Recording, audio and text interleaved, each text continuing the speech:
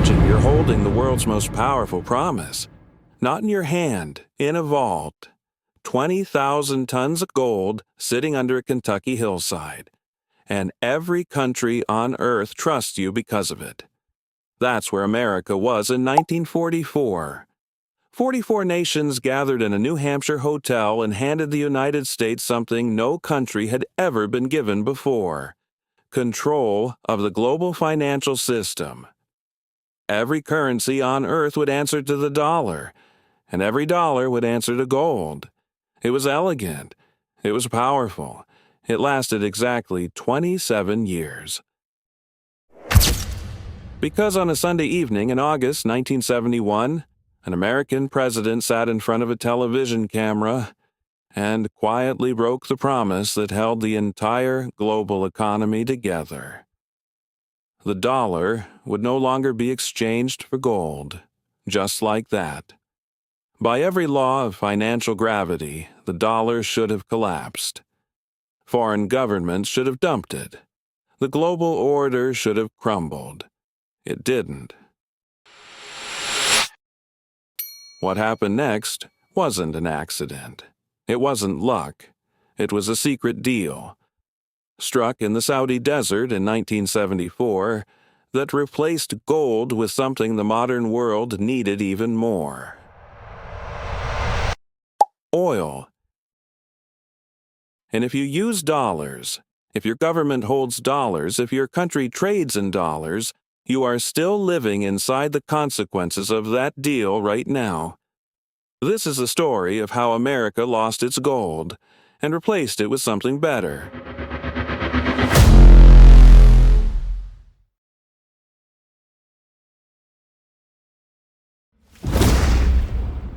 To understand why 1971 mattered, you have to go back to 1944.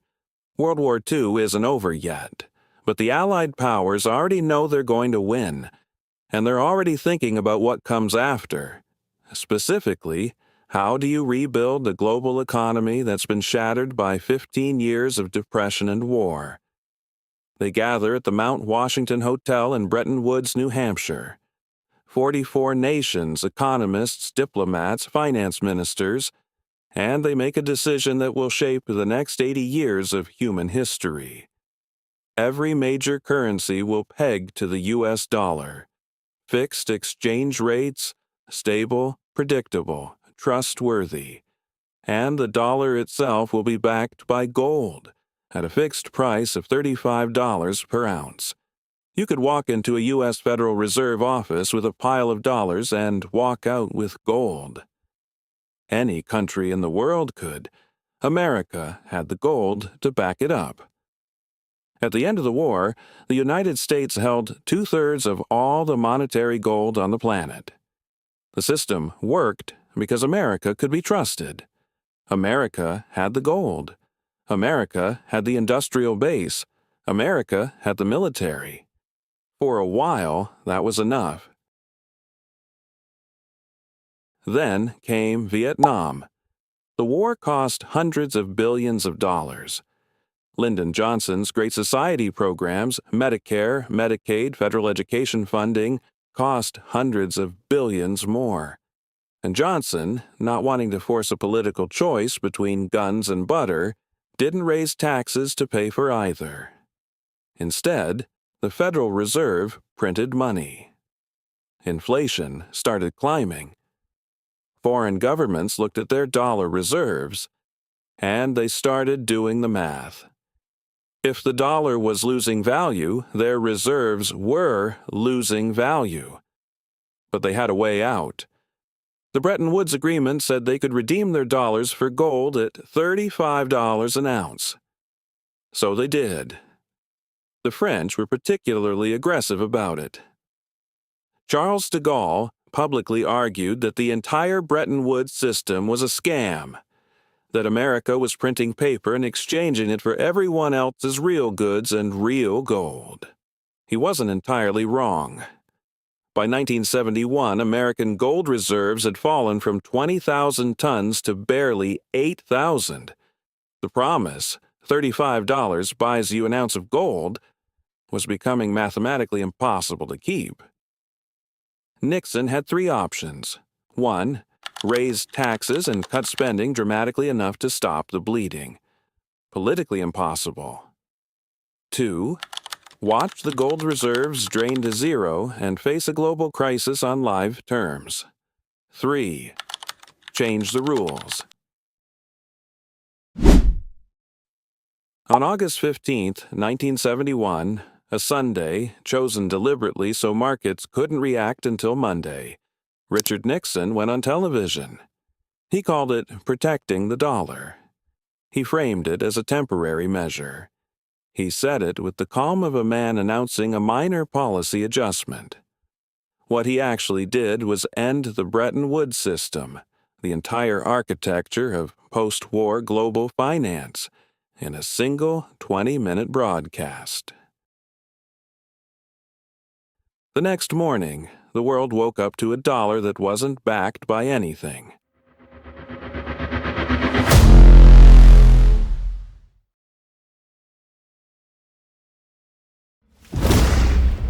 Here's what the economics textbooks predicted would happen.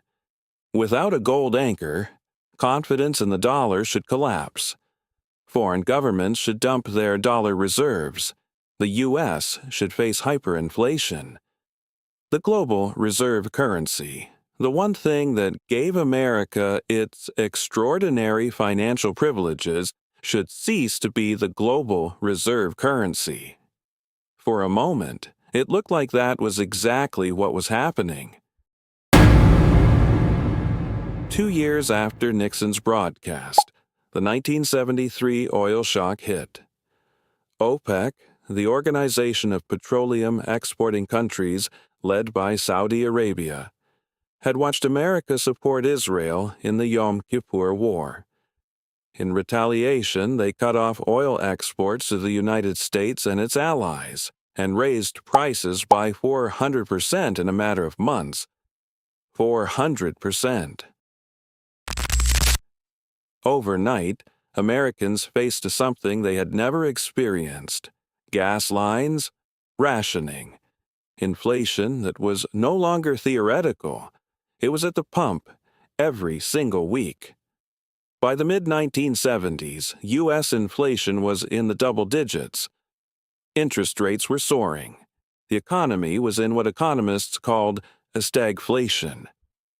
Inflation and economic stagnation simultaneously, which wasn't supposed to be possible. Foreign central banks were openly asking the question, why are we holding dollars? The dollar had lost its gold backing. It had lost purchasing power. The country behind it was running deficits, fighting a losing war, experiencing domestic turmoil. What exactly were they holding?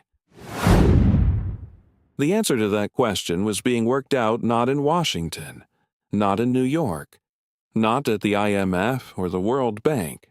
It was being worked out in Riyadh.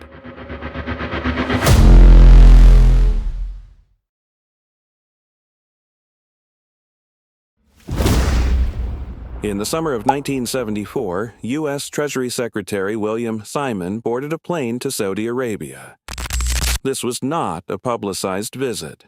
There was no press conference, no joint statement. The details of what was negotiated would remain classified for decades. Only fully emerging through a Freedom of Information Act request in 2016. What Simon was carrying was a proposal so audacious that most economists, if they had heard it at the time, would have called it fantasy. Here's the deal he offered. Saudi Arabia would price all of its oil exclusively in U.S. dollars, not in gold, not in pounds sterling or Deutschmarks or any other currency. Dollars only. In exchange, the United States would provide military protection to the Saudi royal family, American weapons, American security guarantees. The Sixth Fleet would stand between the Saudi regime and anyone who threatened it. And Saudi Arabia's dollar revenues, the billions and billions of dollars that would flow in from oil sales, would be quietly recycled back into the United States through the purchase of American Treasury bonds. Think about what this meant. Saudi Arabia gets security, the most valuable thing a monarchy in a volatile region could want. America gets something more valuable than gold, a structural reason for every country on Earth to hold dollars. Because oil wasn't optional. You needed oil to run your factories, to fuel your ships, to heat your buildings, to move your food from the farm to the table. In 1974, there was no solar, no wind power worth mentioning, no electric vehicles. The global economy ran on oil, and oil ran on dollars, which meant every nation on Earth, whether they liked America or not, whether they trusted America's fiscal policy or not, needed to hold dollars. Just to keep their economy functioning, America had just replaced gold with something better, gold you could mine more of, gold you could hoard, substitute, root around. But everyone needed this. The arrangement was then extended to the rest of OPEC. The entire cartel would price in dollars. The entire global oil market would run on American currency. Kissinger handled much of the diplomatic architecture. The Treasury handled the financial mechanics. And the whole thing was kept quiet enough that the world more or less accepted the new reality, without ever being asked to vote on it. The petrodollar system was born.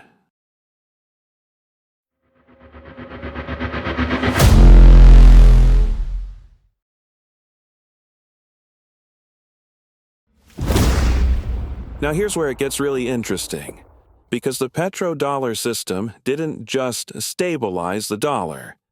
It gave America something economists call the exorbitant privilege. A French economist named Jacques Rueff coined that phrase in the 1960s. Charles de Gaulle used it to rage against the Bretton Woods system. What they meant was this: America could borrow from the world, essentially for free. Here's the mechanism. Walk through this slowly, because once you see it, you can't unsee it. Step 1. Japan buys oil from Saudi Arabia. Japan pays in dollars, which means Japan needs to constantly acquire dollars, every month, every year, without stopping. Step 2. Saudi Arabia receives those dollars. But Saudi Arabia doesn't need to spend all of them immediately. So it parks the surplus in the safest, most liquid dollar asset available, U.S. Treasury bonds. Step 3. The U.S. government uses the proceeds from those Treasury bond sales to fund its spending, its military, its infrastructure, its social programs. Step 4. That spending flows back into the global economy, generating demand for goods from Germany, Japan, South Korea, China, who then need more dollars to buy more oil. The circle closes, and it runs continuously, decade after decade, with no off switch. What this meant in practice: America could run persistent trade deficits, buying more from the world than it sold, without the dollar collapsing. Because the world needed dollars for oil. The demand was structural. It didn't depend on America being fiscally responsible. America could run persistent budget deficits, spending more than it collected in taxes, and still borrow at low interest rates. Because the world's central banks and sovereign wealth funds needed safe dollar assets to park their petrodollar reserves. The United States was effectively getting a permanent subsidy from the entire global economy. Any other country that ran deficits like this would have faced a currency crisis within years. Argentina, Turkey, Zimbabwe. The pattern is well documented. Spend beyond your means, and the markets punish you. That's how it's supposed to work. America ran those deficits for 50 years, and the dollar got stronger. That's not normal economics. That's the petrodollar.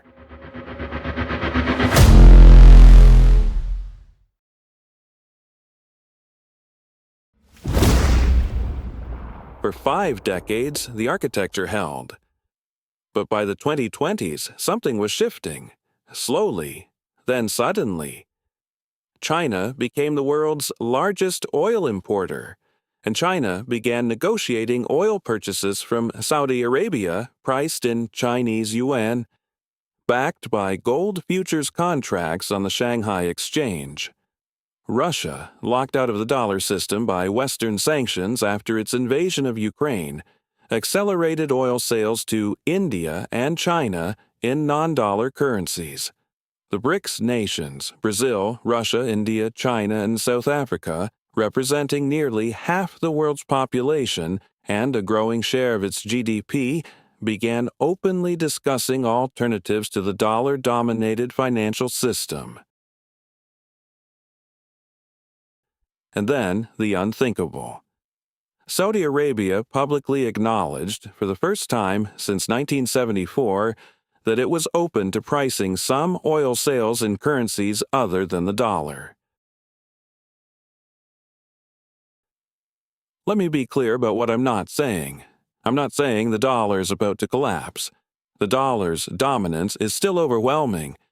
It accounts for roughly 60% of global foreign exchange reserves, a share that has declined, but slowly. The infrastructure of dollar dominance, SWIFT, correspondent banking, U.S. Treasury markets, is extraordinarily difficult to replace. We are not in a crisis, but the trend matters. For 50 years, the petrodollar rested on one assumption that oil and dollars were inseparable, that if you wanted energy, you needed American currency. That assumption, for the first time since William Simon's desert negotiation, is being seriously questioned by serious players. The question Nixon's gold window forced in 1971 was never fully answered. It was deferred, traded from gold to oil, handed to the next generation. That generation is us.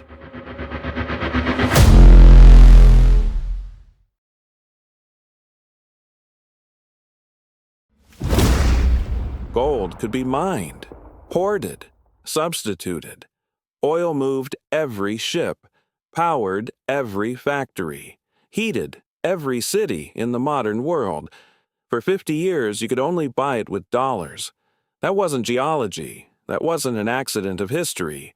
That was a decision made by 2 governments in secret in the desert in 1974 that quietly became the load-bearing wall of the modern financial world. The gold window closed. The oil window opened, and the ledger of American power kept running. The petrodollar is 50 years old. The forces moving against it are real. What replaces it, if anything does, may be the defining economic story of the next decade. If you want to understand that story, you need to understand this one.